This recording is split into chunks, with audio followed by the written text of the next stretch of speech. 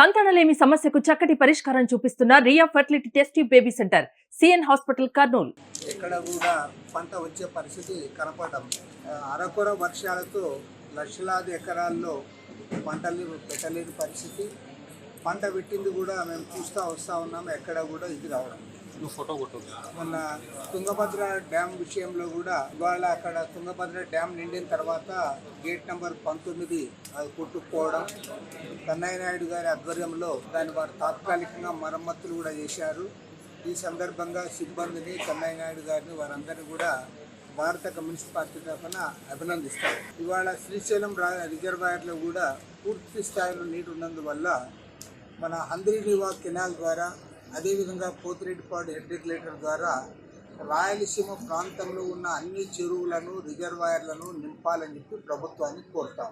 అయితే దురదృష్టకరమైన పరిస్థితి ఏమంటే ఇవాళ తెలంగాణ ప్రభుత్వం, ఆంధ్రప్రదేశ్ ప్రభుత్వం, రెండు ప్రభుత్వాలు కూడా విద్యుత్ శక్తి ఉత్పత్తి పేరుతో శ్రీశైలం డ్యాంలో ఉన్న నీళ్ళన్నీ కూడా కిందికి పంపుతాం. ఇవన్నీ కూడా సముద్రంలో కుప్తాగా పోతూ ఉన్నాయి.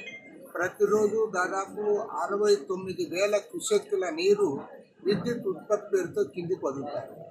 అంటే దాదాపు 6.25 టీఎంసీల నీరు అవన్నీ కూడా కిందికి పోతూ ఉన్నాయి.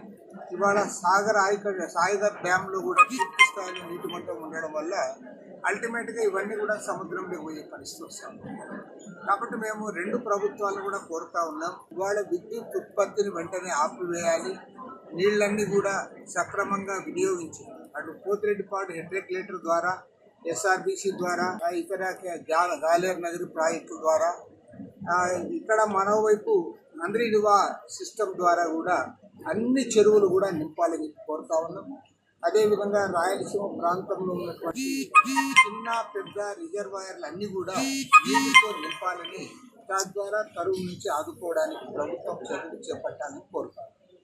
రెండవ ముఖ్యమైన అంశం ఏమంటే నిన్న ఇవాళ కొంత వర్షాలు వస్తూ ఉన్నాయి.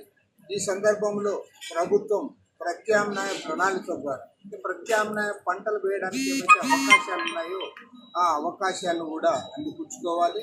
ఆ రకంగా ప్రభుత్వం ఇవాళ రైతులను ఆదుకోవడానికి ముందుకు రావాలని కూడా కోరుతారు.